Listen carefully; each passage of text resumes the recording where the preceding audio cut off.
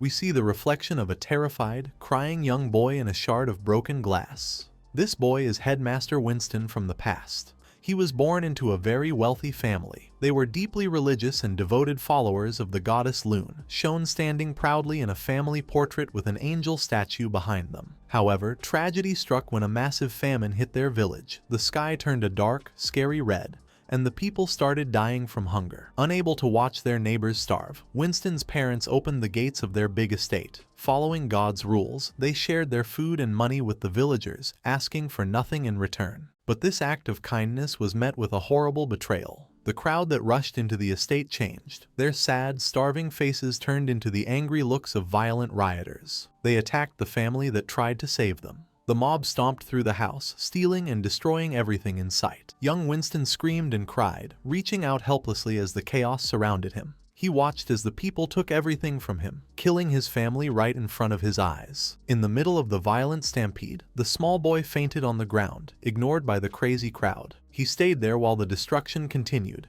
and somehow he miraculously survived the slaughter. When he finally woke up, he was wrapped in a ripped cloth. He stood in front of his ruined home, watching a huge fire burn the mansion down. The scene looked exactly like hell. Standing before the flames, a dark change happened inside him. A terrified Winston heard a voice in his head. It told him to deny three things: to deny God, to deny humans, and to deny himself. Staring at the fire, he made his first denial. After his family was massacred, he stopped trusting God and carried deep scars in his heart. As time passed and he grew up, he kept his guard up, hiding himself away from the rest of the world. However, his cold heart began to change when he met someone special. He was surprised by a beautiful blonde woman who approached him without fear. Even though he was cold and distant, through her, he was finally able to feel faith and love for humans again. Just as his emotional scars were healing, the empire was shaken by a massive event: the 47 coup d'etat. Winston joined the fight, helping to capture the rebels. Even though he was injured, he felt fine because he had his wife by his side, showing him constant kindness and love. Eventually, he became the academy headmaster. To heal the lasting pain from his old war injuries, he and his wife went on a sea voyage during his time off. However, disaster struck. A violent storm appeared, hitting their ship with lightning and huge waves. Desperate to stay afloat, the crew threw the cargo into the sea to make the ship lighter, but it kept sinking. In that moment, Winston realized he was a burden.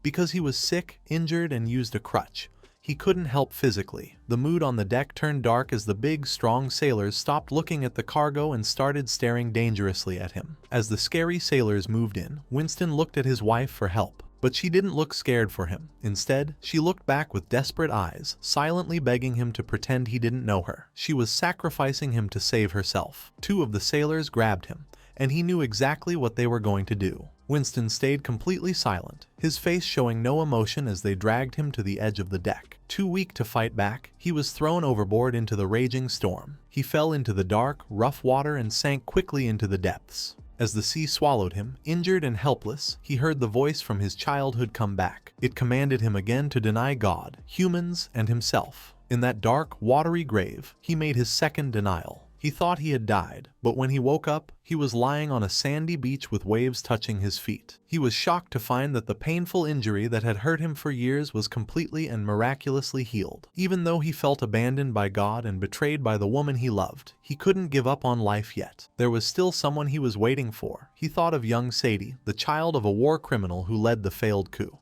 He had personally stepped in to save her from execution, protecting her and taking her in as his own child. Since he had no children, he looked after her and taught her like she was his own daughter, becoming the father she never had. He tried to raise Sadie with God's teachings and his wife's old belief that humans are kind, but his efforts ended with the very girl he saved stabbing him through the chest with a demonic whip. Lying in a pool of his own blood, Winston desperately wonders when everything went so horribly wrong. In his last human moments, he asks himself if he was the problem for believing that God's love existed and that humans could be kind. As he falls into despair, a disgusting demonic tongue licks the open wound in his chest. The voice from his past returns for the third and final time, echoing in his mind. Deny God, deny humans, deny yourself. Winston's eye snaps open, glowing with a sinister red light and a demonic pattern. The Night Hound watches in silence as the man who was supposed to be dead begins to stand up. The Night Hound is completely taken by surprise. As Winston rises, Vikir realizes this is the third time, the final denial. dark purple energy bursts out from the hole in his chest.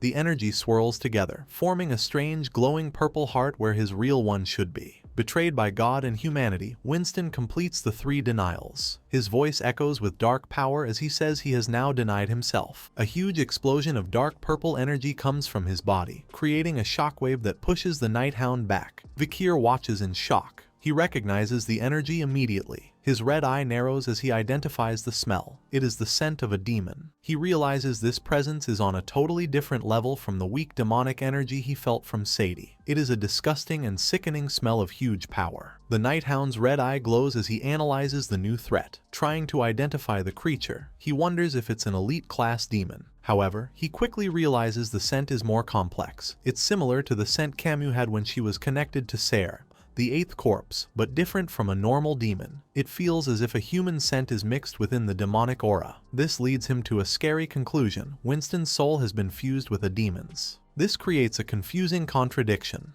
The Night Hound readies his blade, knowing that Winston could never identify demons before. Something about the situation doesn't add up. His thoughts are interrupted by a voice. It is Dolores, who rushes onto the battlefield, calling him Night Hound, before correcting herself and calling him Van, his real alias. Breathing heavily, she asks if he came because of the explosion and wonders how he got there so fast. Her questions stop as she sees the transformed Headmaster Winston. A drop of sweat rolls down her face as she stares in total disbelief. She stammers his name, completely horrified, remembering how she saw Professor Sadie pierce his heart. The Night Hound calmly explains the bad news, telling her that Winston seems to have come back after making a contract with a demon. Dolores is shocked. He explains that Winston's original soul is likely still in there, living with the demon. As she struggles to understand, the Night Hound watches as the demonic Winston reaches out his hand. A dark, invisible force lifts the unconscious body of Professor Sadie from the ground. The transformed Winston stares at her, his demonic red eye and his human gold eye fixed on her betrayal. He uses his new power to choke her, lifting her into the air as she gasps in pain, her body twisting. Looking at the woman he raised as a daughter, Winston asks her a single, heartbroken question.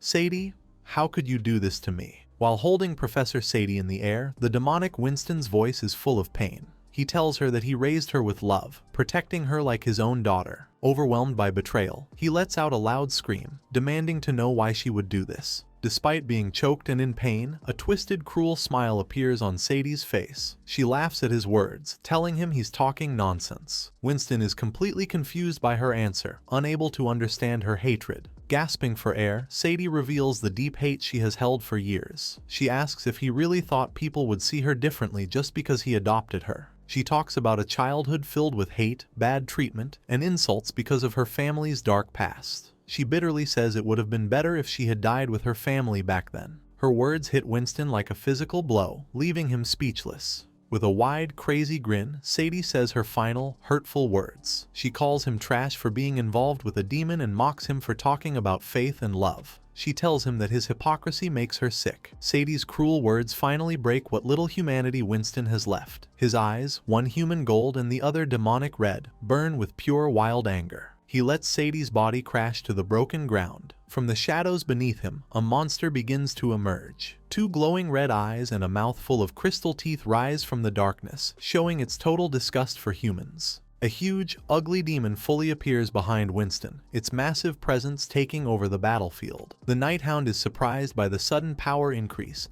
but Dolores is totally terrified by the monster. The massive demon lands with incredible force, shaking the ground beneath them. The demon glares at them. It speaks to Winston directly, saying he is the kind of person destined to be denied 3 times. He is Ambitious, the 5th elite corpse, and one of the 10 disasters. With an S+ risk rating, he is known as the immortal enemy of humans. In the old language of magic, the name of another demon, Belial, means worthless, linking this new threat to the past. This is the end of the video. If you guys want to see the next part, then don't forget to subscribe and like the video.